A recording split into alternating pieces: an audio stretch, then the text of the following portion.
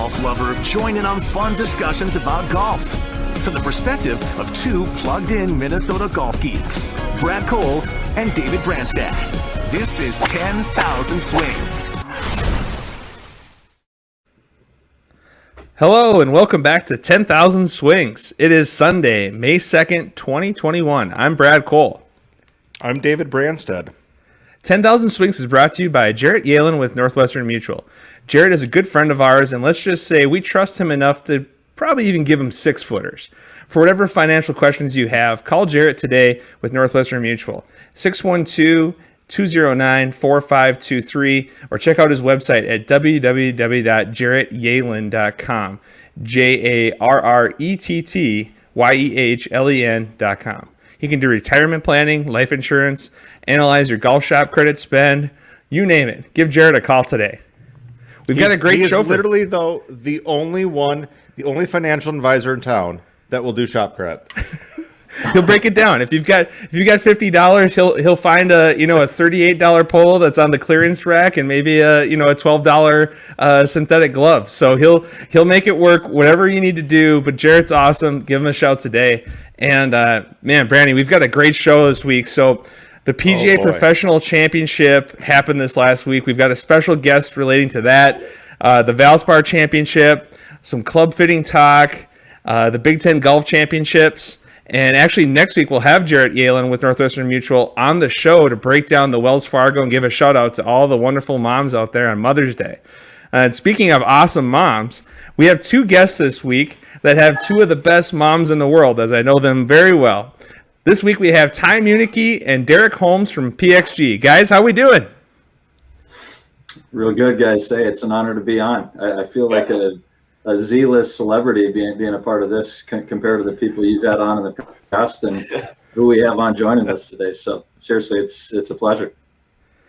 Well, and that's awesome, Ty. Ty, you just described yourself as a Z-list celebrity, and actually a lowercase Z-list celebrity in Minneapolis. Derek Holmes is also joining us, and now after this last week, Derek's actually moved to, I think, a B-list celebrity. Derek, how we doing, bud? Good. I would have to say it's maybe a lowercase b, but it moved up a little bit. How are you Derek, guys we'll doing? get into it a bit, but do you still have a data plan on your phone, or do you get unlimited text messages and phone calls? Good thing I get unlimited text messages and phone calls, because I didn't know I knew that many people on this planet. It's interesting how those things work. Again, thank you guys for both being on the show. And, we'll start off with just kind of introducing yourselves a little bit and what your background is in golf, what you do for PXG, and then we'll jump right into the professional championship. But Ty, if you could start off and kind of lead the way of, your background, how you got into golf, what you do for PXG, and then D, if you could as well, just so our listeners kind of know your guys' background. Yeah, sure. Well, I'm 35. I am divorced, and I live in a van down by the river. So, no, just kidding. Been waiting to say that a long time. So, yeah, guys, I grew up in the northwest side of Minneapolis, and I've been a golfer and hooper my whole life. So, I grew up in a background with sports as being the primary focus for forever. My father, he's been on the pod already. His name is Jeff Munneke. He's been with the T-Wolves for a long time. So all I know is hoops and golf. And what's funny about it, it's kind of ironic, is nobody in my family was very good at golf. So I have no idea how I got into the sport, especially my dad. He's been, no disrespect, he's not very good. But if you want to play 5 hours or 6 hours on the golf course, that's your man. So no, it's been fun. I mean, just such a blessing to be in the position I am now, but kind of taking a step backwards in time here. So I was a college golfer myself. To give you any indication of how good I was, so I played at the University of South Dakota, and the year after I graduated, they won the conference championship. So needless to say, they wanted me the heck out of there, man, because I was clearly holding them back. But yeah, out of school, I was fortunate enough to land a job with Big Nike. And so I was out at their corporate headquarters for 4 years, and I wore a couple different hats. I was, customer service, sales, I did a stretch in merchandising for them within golf, and the thing that kind of led me into club fitting in the position I am today is I did a pretty significant stretch on the road, and we called this program the Performance Fitting Experience. And so it was basically an extension of the tour van. It was pretty cool. We had a 60-foot truck and trailer, so I'm legitimately CDL certified, which is funny. Because that's scary in itself. But I was 24, CDL certified, had never driven a large vehicle in my life, and here I am driving a 60-foot rig across the country with like $2 million in product in the back. So anyway, we basically followed the tour circuit, and what was neat about it is we would kind of branch out to local country clubs in the surrounding area of the tour event that week, and we would do kind of tour level custom fittings from the tour guys themselves. And so kind of forward thinking in a sense, because that's what PXG is now doing at an incredibly high level. So fast forward to today, I'm now our territory sales leader for the upper Midwest market. So I oversee kind of our business in the Dakotas, Minnesota, Iowa, Nebraska, and a small sliver in Wisconsin. So crazy to kind of see the evolution of our brand. It started with just myself and one other guy. We were literally slinging sticks out of the back of a van. The only way you could get product was to get custom fit by me or my counterpart, Adam, at the time. And obviously that's not a scalable business model. It works enough to be dangerous, but now we have 2 vans, 2 SUVs, a 7,000 square foot store, and a team of, I think, 12 just based out of Minneapolis. So it's been cool to see the evolution, and I feel very fortunate to be in the position I am today. That's awesome. Before we get to Derek, Ty, you talked a little bit about your CDL and some of that. Are you still allowed back at certain clubs in California? Or is that's still kind of that guy probably shouldn't drive on our property again? Oh, geez. I don't even know if I can share that story. That's probably you don't have to name the club, but it's you've had some good times on the road. I've been able to enjoy some of those stories, and it was kind of cool is that actually in 2016, the PGA Professional Championship was in upstate New York. Ty was driving the Nike fitting van, and I was on the bag for Derek at the Professional Championship. So kind of crazy how it all comes full circle. And now Derek's got a whole different situation with PXG, and he's going to be playing some pretty big tournament here coming up soon. So D, if you could tell us a little bit about your background, how you got where you are. Yeah, I'm 34. I'm not divorced yet. Who knows? My wife could be looking for a second husband, but we're not sure yet. So grew up kind of northern metro with Brad and Anoka.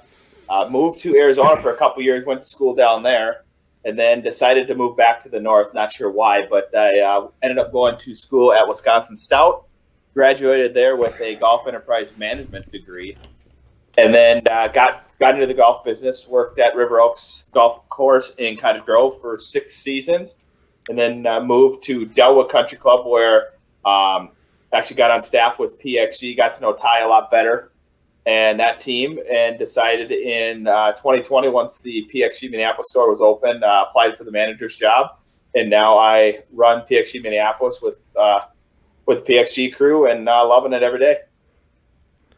Awesome. No, it's so cool because I think a lot of people that listen to the show don't realize all the different types of jobs there are in golf. So it's kind of cool to let people know there's so much more out there. And now there's retail, there's club fitting, there's so many different things. And so for people that don't know, the PGA Professional Championship, commonly referred to in the past as the PNC or the Club Pro Championship. There's been a lot of names. It's the PGA Professional Championship, and to be able to play the section version of that, the section championship each year, you have to be a Class A PGA professional, and that has a lot of different looks depending on. You could be a store manager like Derek. You could be an engineer like we saw a guy last week from Ping. You could be a lot of different ways. You have to be a Class A PGA professional. And so each year we have different section events all over the country to qualify for nationals. And Minnesota had theirs last summer. The top 8 qualified for this year. And Derek was one of those 8 that qualified at Summerby. So this last week, 312 PGA professionals went down to Florida, Port St. Lucie, one of the coolest places. It's kind of the mecca of golf, in my opinion. Spent a lot of time there growing up. It's just a really cool spot. And Derek went out, and after the first 2 days, they cut to 90 in ties. So after 2 days, Derek made it through. After 3 days, they cut to 70 in ties, and he made it through. So now things are getting a little dicey. And again, everyone I know in the Minnesota golf community is watching this a lot of different ways. I've actually heard that several private clubs in Minneapolis had to have carpet replaced from all the pacing that was happening. But we're going down the stretch, and 20 players, they do a playoff. 20 players make it to the PGA Championship, which is the major, the PGA Championship, not to be confused with just another PGA event. This is the PGA Championship, one of the majors. And 20 guys make it. It's in 3 weeks at Kiawah Island in South Carolina. And Derek is in a position going in the final round. He's in the top 20. And so now we fast forward. Let's call it hole. We're through the first 9. Derek still doesn't, according to the online scorecard, still doesn't have a 3-putt all week. Knock on wood. And obviously my dad brought that up via text, so that turned out well on the back 9. But then we got a 4-putt, we got a 3-putt. Earlier in the round we had a bogey followed up by an eagle. This thing, and you're watching it online, you just refresh, and it was so fun. It was also on the Golf Channel Live. So Derek's playing in this group with several guys that are all right around the cut line, and they're not showing Derek. And it's very uncomfortable. It's like you see him walking in the background, and they just don't show him. He made a birdie on 16, didn't show it. But now he gets to 17, and he's right there. He's at even par, and it looks like +1's going to be a playoff. And I tell you what, the 5-footer that he had on 17, I was so nervous about. I had Scotty McDonald from Rip Golf on the phone with me. I had my 2-year-old in front of me screaming at the TV for Uncle Derek. And I kid you not, I was so nervous about that 5-footer on 17 until the camera kept focusing on the sunburn, the 3rd-degree sunburn that Derek had on the back of his tries. And it's all I could think about. I wasn't even worried about his putt. I was more worried about, Kelsey saying, "Hey, dude, you got to put something on that." So he makes the putt, and it was just a clutch putt. And then he goes to 18, and all of a sudden you guys are waiting now on 18 tee box. And it's super uncomfortable. What are we doing? And they show one guy hit it into the bunker, it bounces out. The other guy hits it into the bunker, it bounces into the trees. And we never see Derek's ball. And I'm like, oh my gosh, what happened? Why are we not? We need something. And we're getting no update. And then all of a sudden they show Derek reappear in the middle of the fairway with his seed, 160 yards out or whatever it was. And Derek, it was 132, I think. 132? Yeah. You're using a PXG. That was a steered pitching wedge. Wow. So you got 132, pins kind of back middle, water right. What's going through your mind, Derek, at that point? You have an idea of where you're at. Are you fully I just get me out of here? Or you try to swing slow? What are your swing thoughts? What is going on in your brain? Well, I got to back up a little bit about the sunburn. The sad thing is I went and bought 100 SPF because I was burning so badly in Florida that I actually had to go buy 100 SPF sunscreen, and I still got burned. So, we'll start with the tee shot. It was downwind, firm, downwind and from the right. In all honesty, it was probably a 3-wood, maybe a 3-iron. But I'm going to hit the biggest club in my bag. I don't care. And I just aimed left and absolutely pounded a nice little fade into the wind and right down the middle. So I'm sitting out there 130, and it was kind of an in-between shot. It was either, do I hit a 52-degree or do I hit a pitching wedge? The pin's back right on a shelf, and it's a little peninsula back there, so there's nowhere to miss. You left or right, right's in the pond, left down a deep swale. So I said, let's just hit the 52, middle of the green.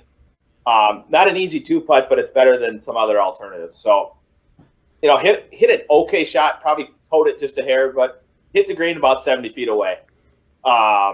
So happy with that, but I know there's still a lot of work to be done. And there's a scoreboard just dead right of the green that you walking to the green, you see this scoreboard. 4 for 3 playoff at +1. So, I mean, it's right there. And, oh my God, I didn't know that. yeah, so I mean, you can clearly see it. So I know exactly what I have to do. And probably hit one of the most purest putts I've ever hit on that first putt. And Brad, if you want to explain it from the TV angle, you can explain that first putt, how good it was. Yeah, you know, from my screen, it looked like it was a straight hosel rocket going straight to the lake the whole way. You know, like I said, I've got McDonald on the phone. My son is there, and all of a sudden we're like, okay, just get this within 5 feet. Put the 5-foot circle on it. And I read it as, you know, maybe like 6 inches to a foot outside left. You got to hit it firm to get it up that hill. And I think you just maybe didn't hit it hard enough. Is that kind of what happened? Yeah, it was into the grain. Grain was kind of going to the right a little bit. Slope was going to the right. And I just didn't hit it quite firm enough. And as soon as it got to the slope, it just made a right-hand turn. And it was a big right-hand turn. If I could interject for a second, can you guys just imagine if he wasn't using a PXG putter, how much worse that would have been? The sweet spot's huge, right? Size of Texas. I mean, he would have houseled that thing in the water had it been something else. Because I think we went with no disrespect. We went from 69 feet to 22 feet. Well, I'm going to have to argue with that. It might have been like 35 feet for the second one. I've been telling the story as 90 and 25. So, yeah, and I hit it, and it got about halfway to where it ended up making the right, and I went, oh, boy. And I knew right away, I'm like, this isn't going to be good. And it just starts going to the right, and then it starts going backwards. Because I thought maybe it could stay up on top and have like a 12-footer, and then it started to go backwards. And I'm just like, oh, what a great time for one of the best putts I've ever hit in my life to have to make a 35-footer after having a 70-footer. And the announcers are actually saying live on TV, like, I don't think that's really what he's looking for, you know, and you can see the disgust. Like, at one point, I actually told Scotty on the phone, I'm like, I think he might jump in the water. Like, I think he might just go in the water, just say, you know what, peace out. I can't take it anymore. But you handled it so well. And that's what's crazy. So now you've got this 25-footer, and you're staring at the hole. If you run this thing 3 to 4 feet by, and you miss that putt coming back, you're not even in the playoff. Like, it's just done. And so there has to be all these crazy thoughts going through your mind. And all of a sudden, you just go ice in the veins. And the best tweet I saw, the best GIF I saw was from your brother. Your brother tweeted buckets, but he also sent a GIF because the video has gone viral amongst golfers that want to, you know, make a big putt to win. It's been pretty cool. But in addition to that, he sent me the text, the GIF of Kobe, and you know, it was so cool because things could have gone a million ways wrong. And obviously, you're mentally preparing for all these different things, and nothing bothered you. And as someone that would have definitely folded in that situation, like I would have taken the water option myself. That was really, really cool. You know, and for those that don't know, Derek and I have been playing golf together for about 30 years now. So we've seen the best of times and the worst of times, and this was definitely the best of times. Yeah, I mean, standing over that putt, it was a lot of things were going on. You mentioned it earlier. I maybe had a 4-putt early in the round. But standing over it, I knew it was makeable was option, but I also knew what got into a playoff. So I go, okay, you're not out of this. You got 25, 30 feet. Make it great, but if you get it up near the hole, tap it in, let's go. We're not out of this. And, you know, luckily the putt went in, and, you know, the rest is history. I had to book a plane ticket to South Carolina. So unbelievable experience, and can't wait for a couple weeks. Derek, can you talk about the awkwardness of trying to plan flights for this trip and for your family and the people that are with you, and you know you wanted to celebrate after the round, and your people had already gone back. Like, can you talk about just how uncomfortable that was? Like, did you just drink beers by the pool by yourself and just kind of take it all in, or what did that night look like? Because it's kind of awkward, right? You're during COVID, like it's just kind of weird. You want to go celebrate. Yeah. So as I knew this was exactly going to happen. So let's see, Tuesday night. Shockingly, I made the first cut, which, that was my goal, honestly, going down there. Then I made the second cut. So, of course, I had a 3:30 flight home Wednesday. So Tuesday night, I'm scrambling to book a car and a flight for Thursday because now I got to play golf on Wednesday. And my wife and son Jackson and mother-in-law took that flight home on Wednesday. So they're on a plane when this is all happening, kind of towards that last 3-4 holes. So they have no clue what's going on.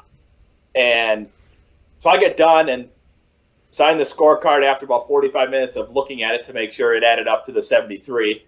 And then go to my phone and I'm getting all these congratulations. And I'm like, okay, I'm not in yet. Don't want to think too far ahead. Finally get it. They rush us off to a bunch of media stuff. You're staring at cameras and you have to do a bunch of pictures and all this stuff for ESPN. Really cool experience.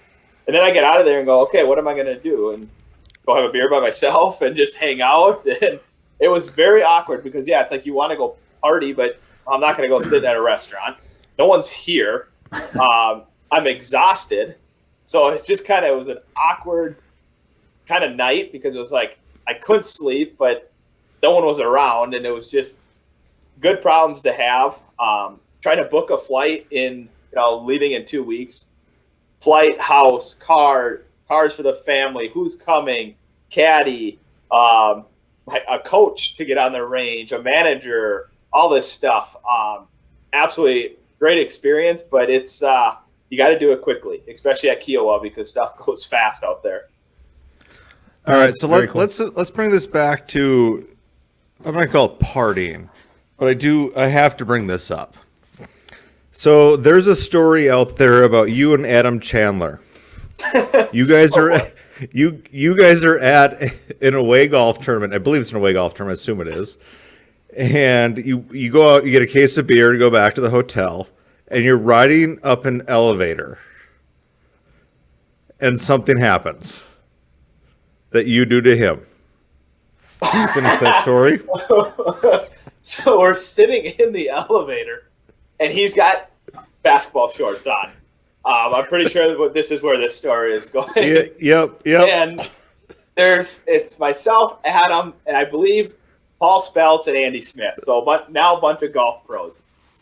And the door opens, and I'm standing behind him, and I full-fledged pants him as the door's opening. And this dad and 5-year-old girl are outside the elevator. And it's just like, oh boy. And we got out of there so fast. But I had no clue anyone would be out there. It's just the door was starting to open and I just pantsed him. And the door fully opens. It's like, oh boy, that's not appropriate. To be fair, this was kind of Derek's MO in high school and college, whether it be golf, hockey. There has been some people that have gotten him back pretty good. But Derek likes to joke around and have some fun. Derek's also known for being one of the more talkative kids. I'll never forget, and also obviously I as well, included in that group. We're driving to the Optimus qualifier one year, and I must have been maybe 15, and Derek's probably 12. And my mom drives, picks up Derek at, let's call it 4 o'clock. We drive down to Rochester.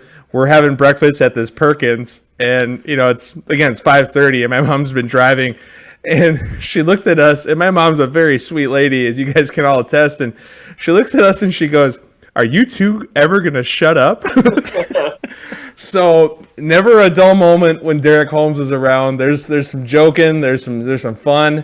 I'm waiting to see what kind of pranks he pulls on Bryson at the PGA. I think there maybe could be something there. Maybe mess with his humidity measurements, or take his TrackMan away.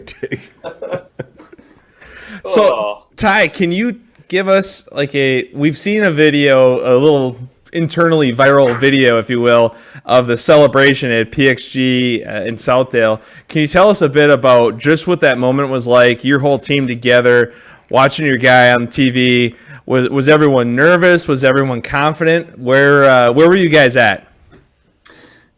Yeah, guys, it was surreal because it's funny. Obviously, Derek said it earlier, but his whole goal, which he told us once or twice, was like, "Hey, I just want to make the cut." I'm like, "Dude, go freaking win that thing. Let's go!" And it was hilarious in the on the last day when he was there, and we were watching him on TV. It's just real because I see D every day almost at the store. We were watching this guy on TV about to potentially get into a major championship. It's like, man, how cool is this? So I was actually scheduled to fit that day. So I strategically took all my guys out on the putting green to quasi fit them for putter so I could watch it on the TV. Little did they know, it's like they weren't even in there to get fit for putter, but I'm like, no, you got to come check out this putter experience. It's freaking great.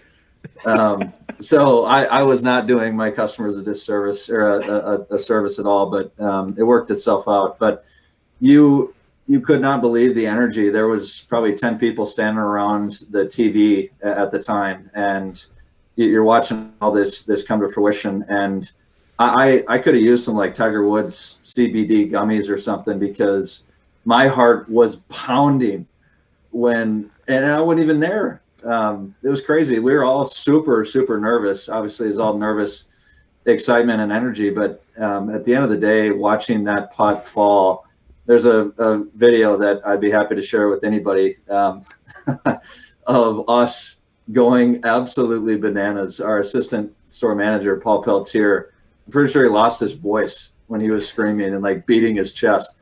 It was awesome, man. I'm obviously so happy for Derek and the fact that we laugh because then we're like, man, think about it this way. This dude is on cloud 9.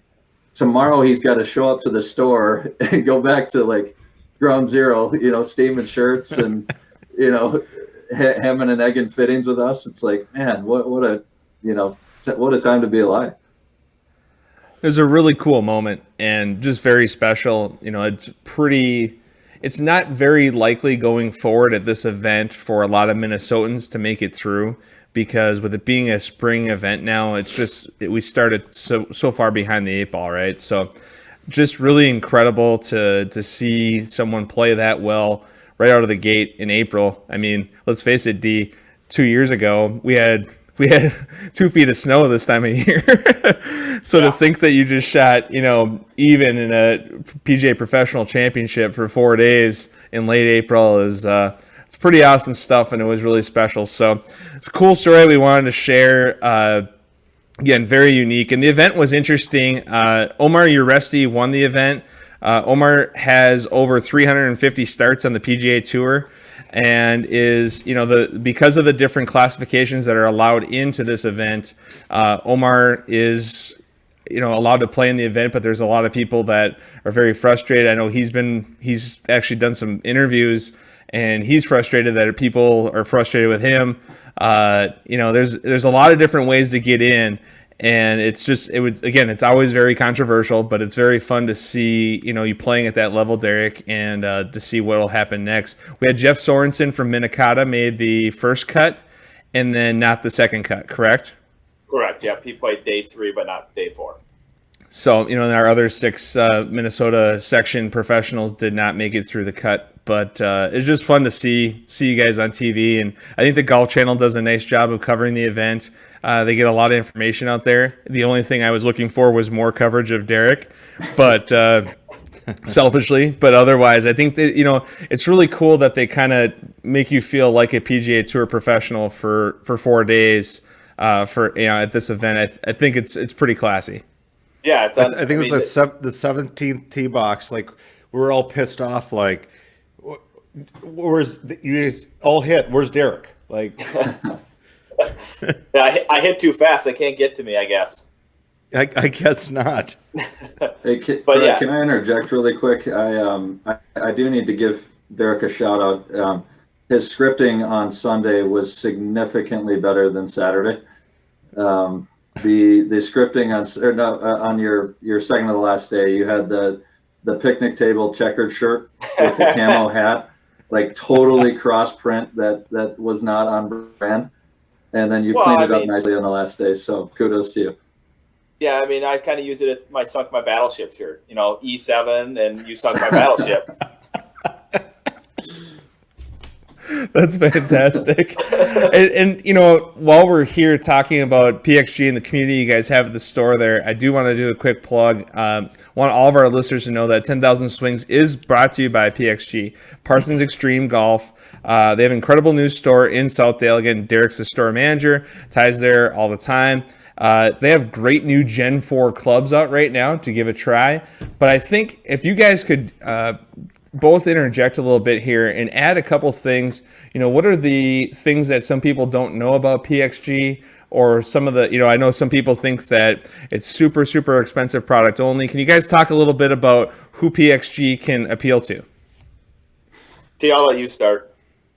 Yeah, sure. I mean, I think the thing I'm most proud of with this brand is we own the customer experience from start to finish, end to end, better than anybody. I'm biased. I've come from a couple different club brands in the past, and to come into this and more or less have a blank canvas and be able to curate, experiences, a fitting experience unlike anything else out there. And then follow up when you invest. We understand our product is premium, and I'm going to stand by that, as will Derek, until we die. So I think when you do invest in something premium, though, what's important is that you feel, not only do you see it and feel it in person, but you get to feel it and see it post fitting. The service that my team and I provide, we feel it's second to none. This isn't when you come into the store, you don't get fit, get in, get out, and see you never. Like, we're going to check in on you. We're going to make sure that if you get a lesson from Branny, or you go play and for whatever reason the clubs just aren't maybe on par with what you thought they'd be, come back in and see us. Like, we're always going to take care of you.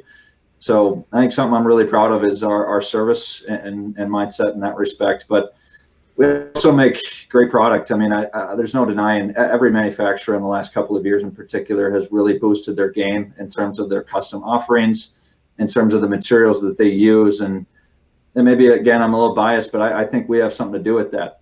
You know, our owner, Bob Parsons, he believes in really three things with this company: performance, philanthropy, and, the Heroes program that we have, which I can get into later. But performance is really what drives this brand moving forward. And so you have a product that is engineered with endless funds and no time restraints. And is there something out there that exists that you can make better? You can. It's real. But no one's crazy enough to do it. Well, BP, Bob Parsons, he is, and we've had a lot of fun doing it. So I think for you guys, regardless of what brand you're going to land on, the number one thing that's most important is go get custom fit. Spend the money to get custom fit. I can assure you it's worth your time, and I can tell you my story on when I got my first custom fit set, and I can let Derek chime in here in a little bit. But I just think get custom fit regardless of what brand you land on. It's worth it, and we'd love to have you guys come through our experience sometime. Yeah, to kind of add to that, I mean, we started out 5-6 years ago as the premium company for dollars. I mean, it was $8,000, $9,000, $10,000 for a set irons or a full bag. Now you walk into PXG Minneapolis or get fit by Ty up at Rush Creek or one of his guys. I mean, we have clubs that start at $99 and go up to $350. Some of the promotions right now, full bag promotions. I mean, you can get 14 clubs and a bag of PXGs for $2,000. I mean, you cannot get that with another company. The Gen 3s, I believe, are just under $2,900 for a full bag. And the Gen 4s are right around $4,500. I mean, we have product for every golfer. If you're a beginner, if you're a 5 handicap, if you're a 20 handicap. And that's what a lot of people are starting to learn is we're still a premium company. Like Ty said, we're going to follow up no matter if you buy that 0211 or the Gen 4. But we have a price offering for every consumer out there right now. No, that's good stuff. Can you guys tell us what is as club fitters, because obviously you guys both do a decent amount of club fitting. As club fitters, what is your biggest frustration when someone comes to you? Is it that because for me, when I used to do club fitting, it was always like, oh yeah, I'm not sure what clubs I want, and then like 5 swings in, it became a lesson. And then like after an hour and 200 free range balls, it was like, yeah, I think I'm just going to call it a day. And there was people that I actually found that were truly like, they would work the demo day circuit and go from place to place for free range balls. So I'd love to hear both of you say like what, when you do club fittings, and David as well with all the club fittings that you do, like, what is your number one frustration, or what can we tell listeners like to get their ducks in a row to when they go to can we just make sure that everyone knows, hey, number one rule, do not go for a club fitting a day after a lesson? Or, like what would you guys recommend to our listeners that are, it's this time of year is a great time of year to buy clubs. What can we tell people to kind of help lead them down the right path? I mean, I'll take the first stab at this. For me, it's, we're going to put you through the ringer. You're going to hit a bunch of golf balls. So don't go play 18 holes before you even get fit.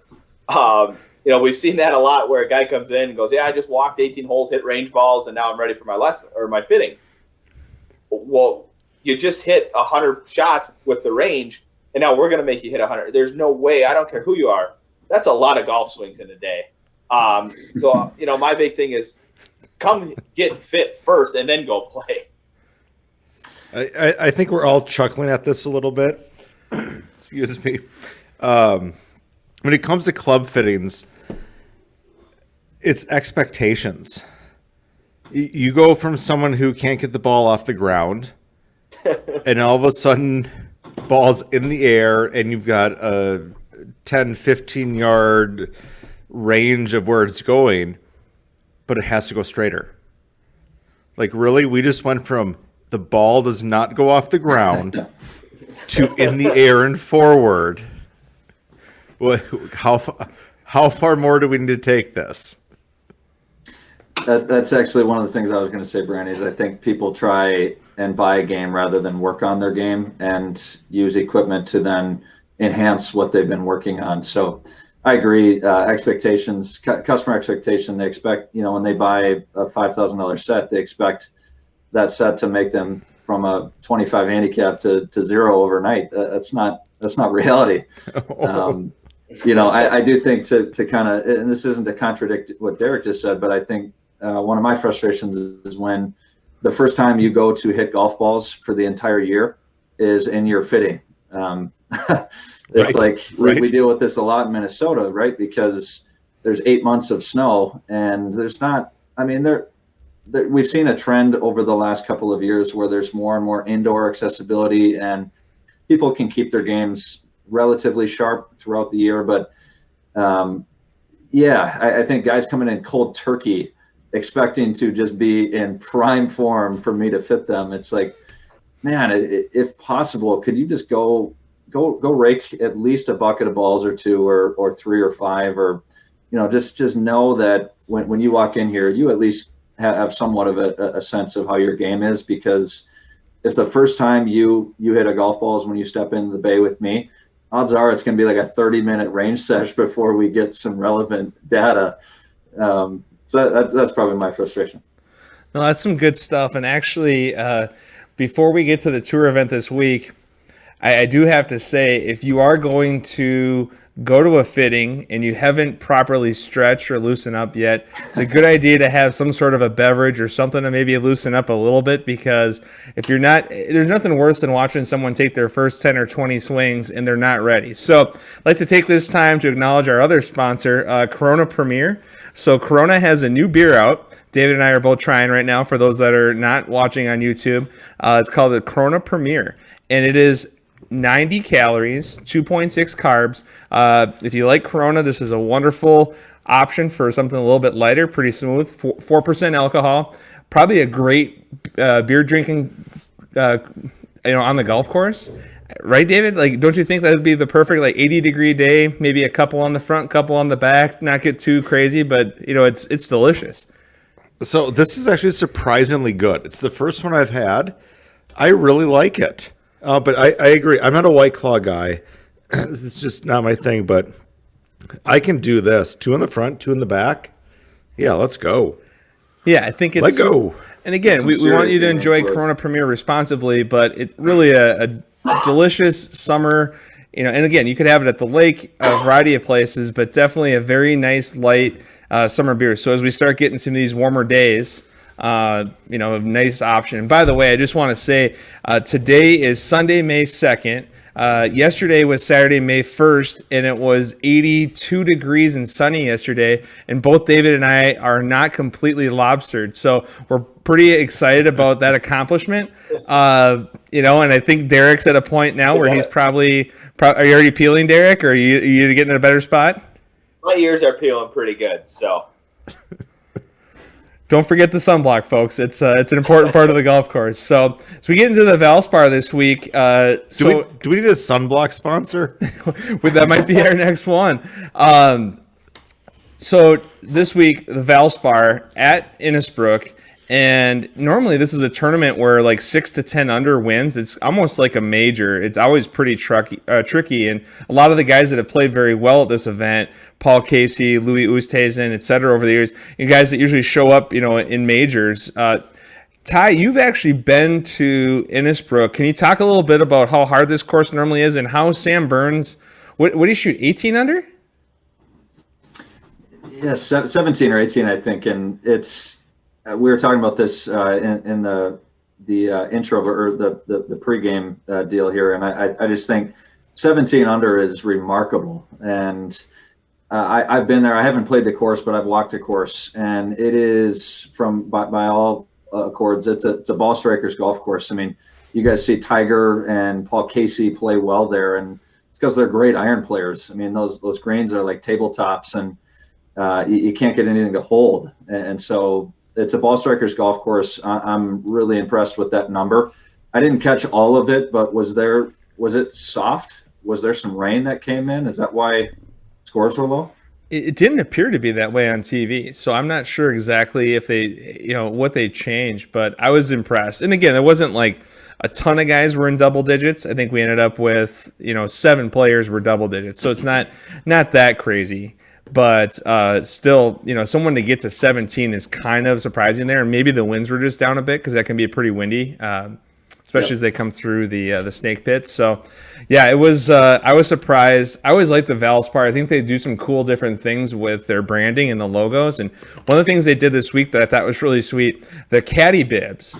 Every caddy could put whatever they wanted on the bib. And so, one of my favorites was it Mark Hubbard? His caddy had "Kick Me" on the back, which I thought was classic. And again, the only person that, I guess I haven't caddied for Ty, but I've caddied for both Derek Plenty and Ty's sister, Megan, quite a bit. And I try to think, like, what would I put on my bib if I was caddying for them? And one of my favorite lines of all time, my college teammate, when I was having some swing issues and I get over the top, he'd say, just drop it in the slot. Drop it in the slot. Similar to the Snoop Dogg song. Drop it like it's hot. Exactly. So Matty D in college, I always came up with that one. I like that one. So I like, drop it in the slot. I think would be a cool on the caddy bib, or maybe like a Twitter handle. What do you guys think? What's your go-to, or maybe like shh, or 4 please, or 4 right? What do you guys think would be kind of something great you'd love to have on your caddy's bib or on your bib if you were the caddy?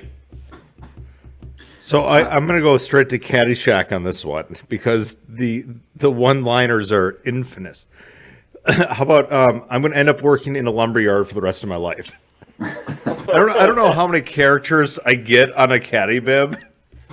That's what are you looping for Christian Bazunhot? Is that how you're going to get that much room? I don't know. How about a looper? A caddy, a looper, a jock. I think he actually said pro jock. The world needs ditch diggers too. I mean, the world of Caddyshack just rips loopers apart. And I'm not trying to rip PJ Tour caddies apart, but the one-liners of putting on a caddy bib are outrageous. How big are the shoulder blades of this caddy? Because we're looking for maybe 8 to 15 characters. Well, like I said, I don't know how many characters I get on this. you just imagine if you had in size 4 font, size 4, just tiny. Derek, what are you going with? No gambling at Bushwood. Nice. There we go. speaking of the one-liners, kind of, or I do this for the exercise. My doctor told me to do this for the exercise. Love it. Ty?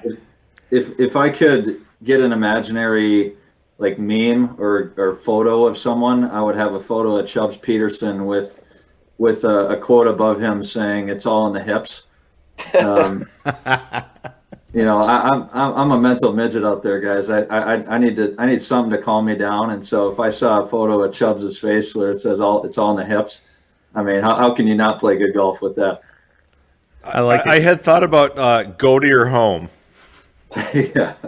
So my new saying, kind of the last, and Brad knows this one, since probably July or August, hit ball, find ball would be another one maybe I'd add it on there. And it seems to be working because I've played some of my best golf since August. So, yeah, hit ball, find ball would be another one.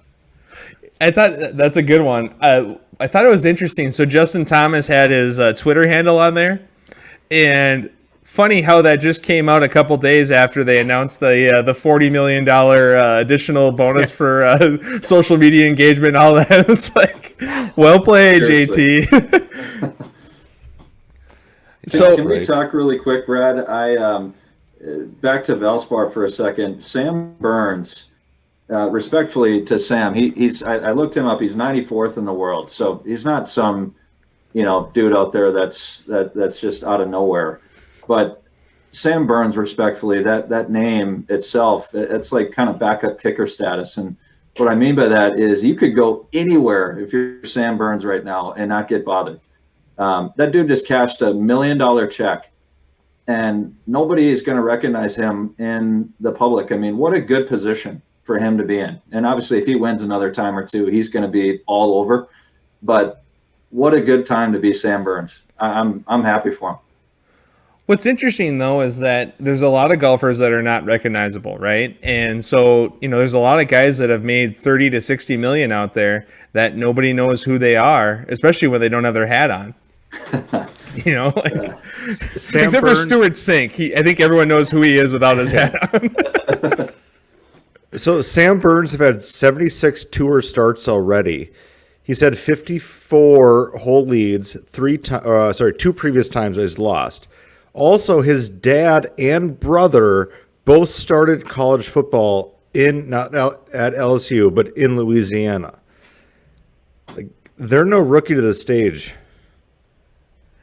It's impressive, and he's had I think this is his fourth top 10 of the 2021 season already, so it's not like this is totally out of left field, but another young gun that no one's talking about. It's cool to see. I think golf is just in such a good spot going forward, and there's so many guys. There's a new story every week, and one of the stories I did love seeing this week was Keegan Bradley being right there, and Keegan Bradley makes me feel good about my waggle over the ball. No. And one thing I want to talk about, so is a good question. Like, I watch Keegan Bradley and I always wonder, like, is he intentionally trying to go semi untucked on the shirt, or is he trying to tuck it in and he just doesn't have like a good grab on his pants? Can you guys talk about that a little bit, like the untucked versus the tucked in shirt? Because the Barn Rat played this week and he usually ends up untucked at some point during the round, but Keegan has kind of this weird thing going where his shirt's kind of in, kind of out. Have you guys noticed that? Like, do you tuck your shirt in tight all the way through? Do you kind of fluff a little? How do you handle the shirt tucking situation? So I have a student that actually struggles with this. His shirt comes untucked, it's tucked, he's got to retuck. For me personally, if you catch me on a casual round of golf, I will never tuck in my shirt. I am shorts, untucked. My hat may or may not be on forward or backwards. Who knows? But I have to play this professional role long enough. I'm complete casual.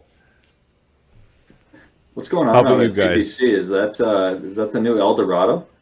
Do whatever you want out there? No rules? I like it. No, it's an interesting game, and again, everyone struggles with different wardrobe malfunctions. Harry Higgs is another good one. You never really know what's going to be happening with is it one button? Is it zero buttons? Is it full chest hair? Is it tucked in? Like, you just never know, and I kind of enjoy that unpredictability about him. That and the fact that he's my doppelganger, it makes me feel good about myself. So, yeah, it's a fun conversation. Another thing I really want to talk about this week, the Big Ten Championship. So we had the women last week, and Kate Smith, who actually Ty knows fairly well, shot 64 in the final round. You know, we've talked about Kate before on the show. She's from Detroit Lakes. Her dad, Chris, is a PGA member. Really, 64 in the final round of the Big Ten for the women is just an incredible feat. And then another round that showed up recently, Angus Flanagan shot 59 the other day at Troy Byrne for a practice round. And then since then, this weekend, he played in the men's conference championship and finished 13th. The Gopher men's team finished 9th. So not necessarily, you know, I think they were hoping maybe to get like 4th or 5th as a team and maybe top 5 for Angus. So not necessarily, you know, not bad, but not necessarily what they were hoping for. And then Angus goes this week to the Walker Cup. So some good college stuff happening there. And actually, Brandon was telling me earlier, for the MIAC Championship this week for men, St. John's shot 14 under for 3 rounds and won by 14. Like, how good a golf? I mean, I know the weather's been a little bit better here lately than normal, but 14 under? Like, maybe St. John's is the one that should be going D1, right? Well, and they've been loaded from the get-go. St. John's, I mean, every single kid that's gone there, at least from when I was in high school, they were all far and away better players than I was. And I played at a small Division I program. Like, they could easily transition their golf program to the next level. They're loaded. They played awesome, so kudos to them. Yeah, University of Minnesota, they struggled a little bit. I think that was a disappointment in what we were expecting. Angus finished, what, 10th? 13th in that. Yeah, I mean, kind of disappointing. No, and that's, again, we want to get as much college information out there. So even if it's not, you know, that we played our best, we still want to share it just because, again, sometimes it's hard to find content in some of those things. So congrats to St. John's and incredible playing, and congrats to the Gophers men's team and the women's team on another good season, and hopefully, you know, continue to keep building as they go forward. I know it'll be tricky losing Angus from that lineup, but I know that Justin also has some studs coming in, and I know that the new women's coach has one of the best females that's ever played in Minnesota coming to the team soon. So some good things happening with the program. Real quickly, though, like University of Illinois, 6 years in a row they've won this. I mean, holy crap. Mike Small. I mean, they built something special down there. I mean, it's really cool. I don't know if you guys have ever seen the facility, but they've got a good thing going.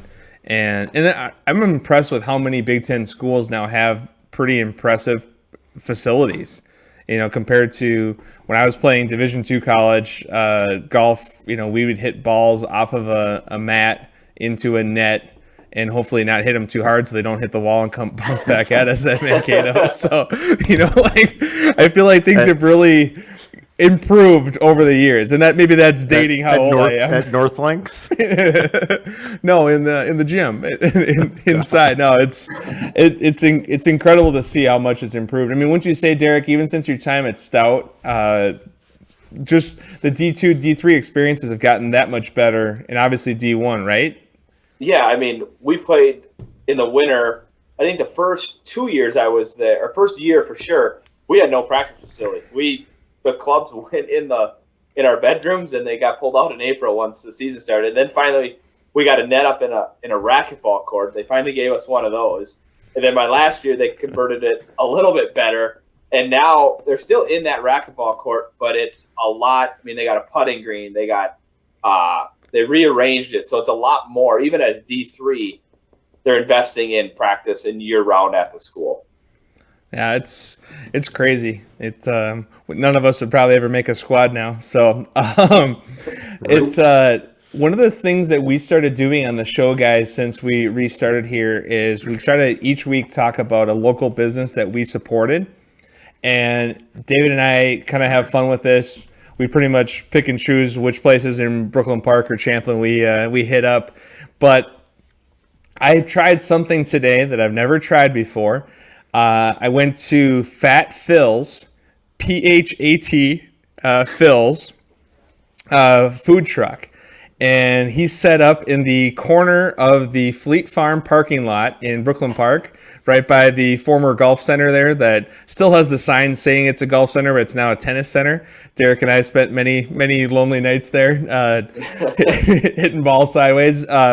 But it's right in there, and it was really good. Wonderful mini donuts. They've got cheese curds, the whole deal. So kind of cool. Ooh. And then picked up some Corona Premier at the Ike's Spirits in Brooklyn Park, right off of Zane and 610. So, Brandy, any local places you went to this week while you were running from one football game to the next? Oh my gosh, it was running from one place to another. 5-8 in Champlin this week, which is there's already the argument. It's Matt's versus 5-8 versus the Juicy Lucy. It's not even close. Oh, okay. Where are we going? Come on. It's not even close. What are we even talking about? You're going Matt's, aren't you? Of course. The OG. Way back. I'm going to go 5-8 only because I live half a block from it. And Brandy, did you get a Juicy Lucy or did you get something else? What'd you have? I actually didn't. I got a wrap this week. I've had the Juicy Lucy many times. It's amazing. It's when we got we had 2 baseball games yesterday, football practice, 2 football games today, and another football practice. I had to get something quick. But 5-8 here is amazing. I'm going to agree with you though, Ty. I love Matt's. I'm not going to say it's got the better Juicy Lucy, but they're both good. Ty, for the listeners that are from out of state, can you walk through what a Juicy Lucy is? Yeah, that's what I was actually thinking in my head. It's like, is that just a Minnesota thing or is that nationwide? And yeah, I'll just, and unfortunately, I can't really eat them very much anymore because my body now rejects things when I'm apparently 30. Apparently, can't eat anything anymore. Oh, but just wait. Yeah, exactly. Great.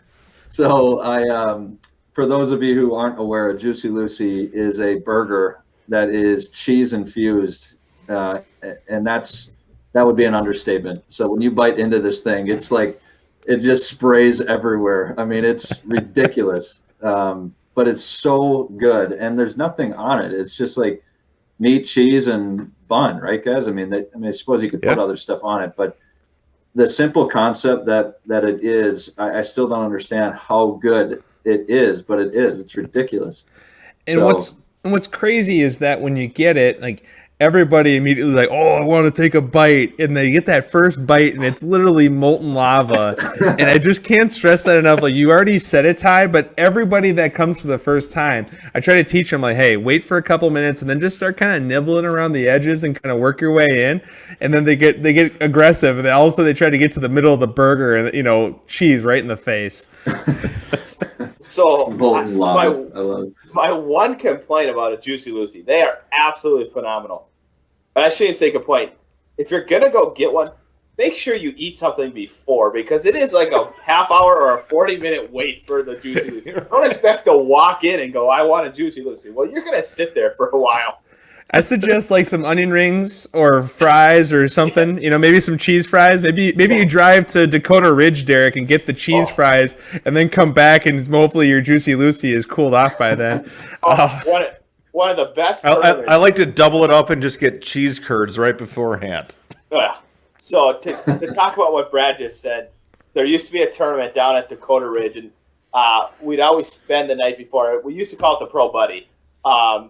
And they had the best cheese fries. Brad and I spent many sleepless nights down there playing blackjack and eating cheese fries. I don't even know why we rented a hotel room half the time.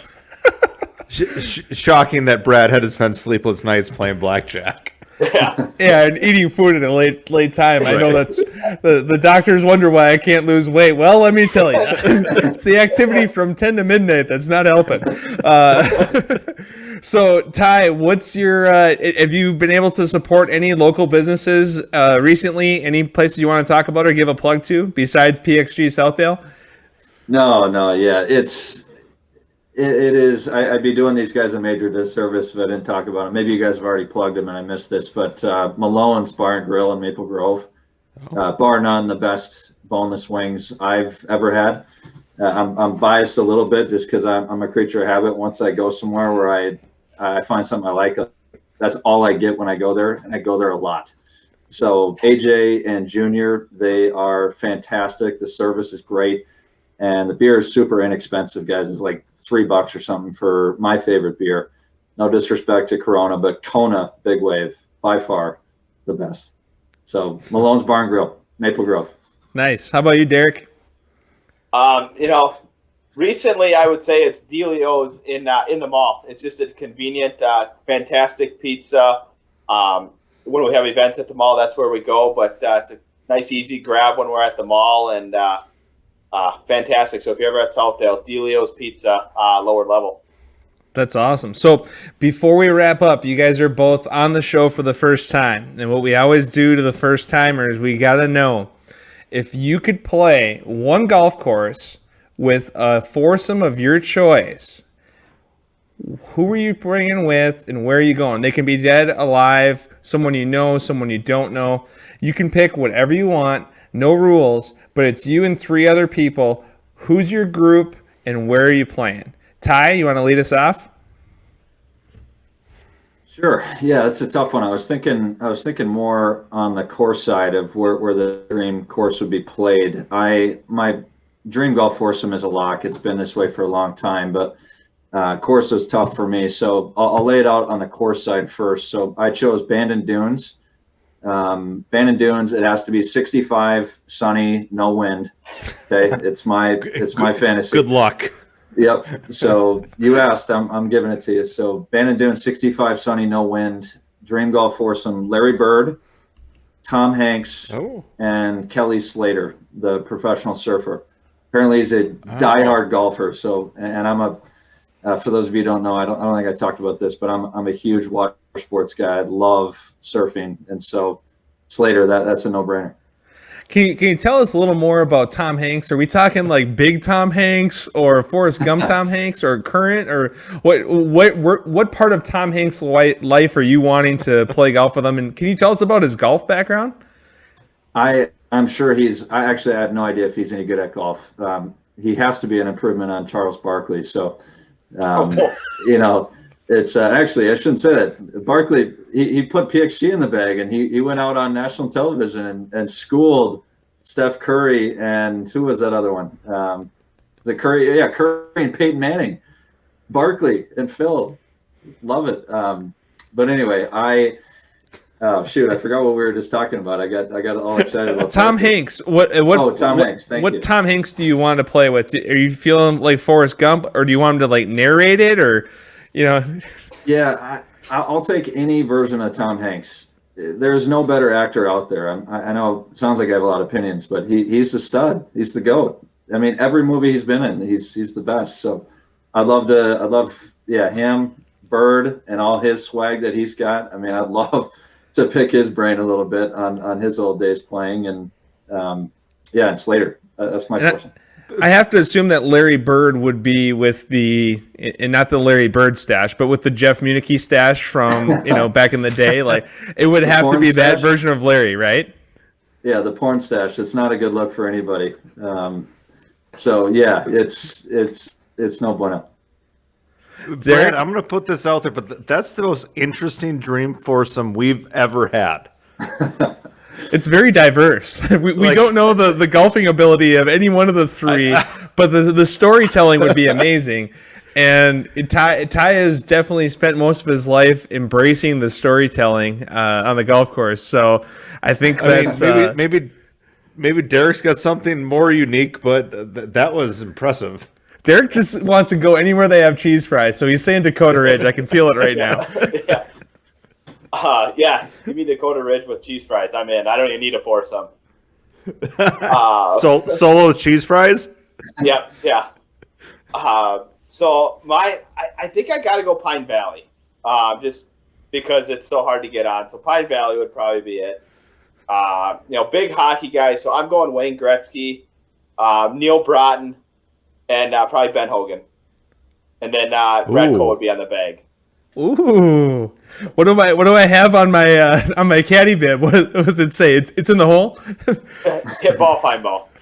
Hit ball, fine ball. Yeah, it's show up, shut up. Keep up, shut up.